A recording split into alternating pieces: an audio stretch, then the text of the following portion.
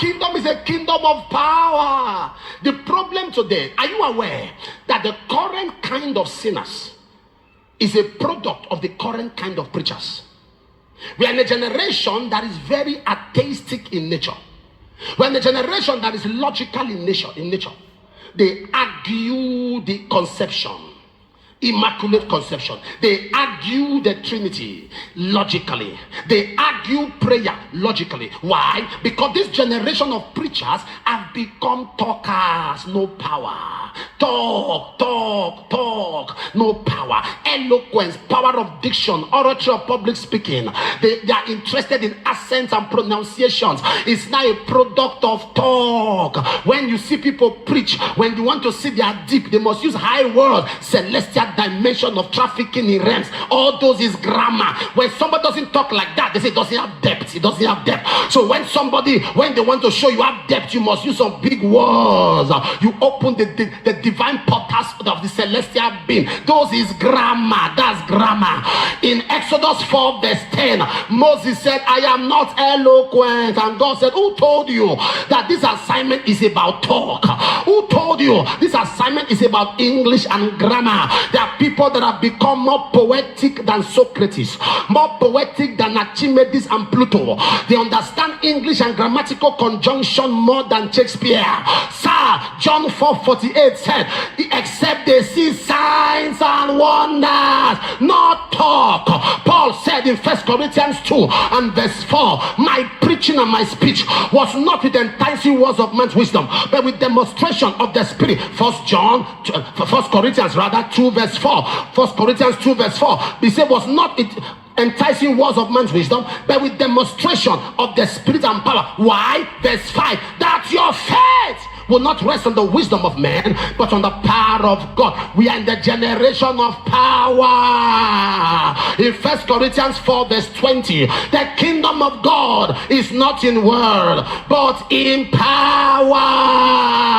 Am I communicating here? Gideon screamed out in Judges 6 verse 13, when the angel appeared to him, he said, where be his miracles?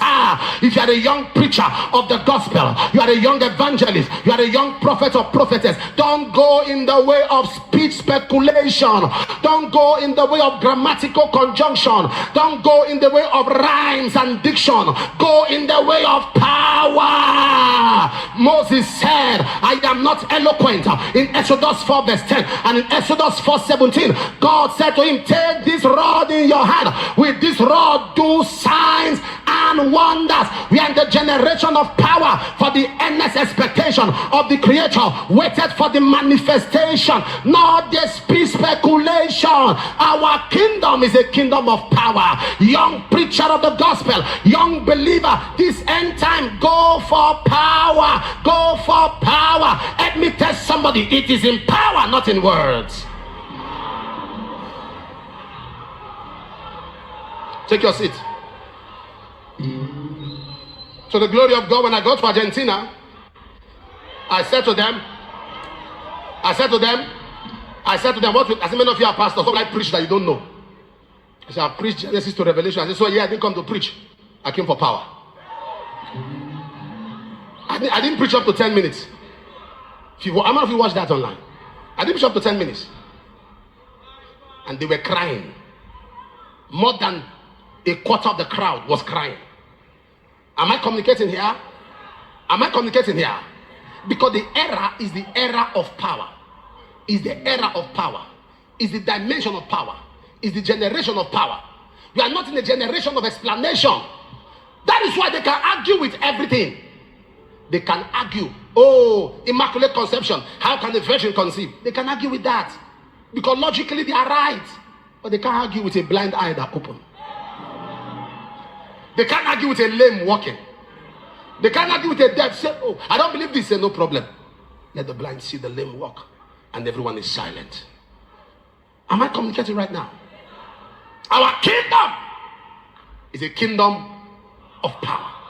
How do you explain? He said, if the spirit of him. What raised Jesus wasn't explanation. It was power. And if you must see dimensions of grace, you must be a person who is hungry for power.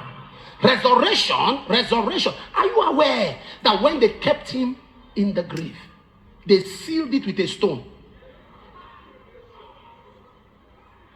Put a man in the ground, sealed him with a stone, put a stone to cover the door, put soldiers in front. Makote kapata nasia. Now, for you to know, there was nothing wrong with the stone. It was a tool nobody has used to make sure it was solid. It came from a virgin womb. They put him in a virgin tomb, and when he rose up, he broke through a virgin sky. It takes power. It takes power. Why am I saying what I'm saying? Are you aware that after this service is over, those that doubted your God, those that doubted his grace, those that doubted his power, wherever you are watching me from, all those that doubted the grace of God in your life, by reason of this service, when God is through with you, they shall see the power of God. I don't care what the doctor told you. Maybe they say there is sickness in your body.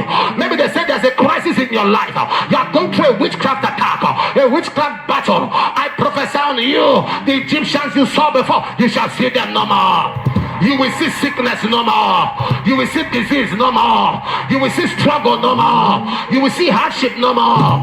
You will see poverty no more. You see delay no more. You don't serve a dead God. You serve a mighty God. He's the same yesterday. He's the same today. He's the same forever. When God says yes, no man can say no. When God lifts you up, no man can bring you down. God is on your side. Power is on your side. Glory is on your side. Favor is on your side. Somebody shout fire. Yeah.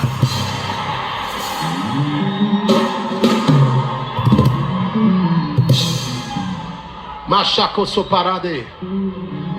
Let me tell somebody, our kingdom is of power. Take your seat.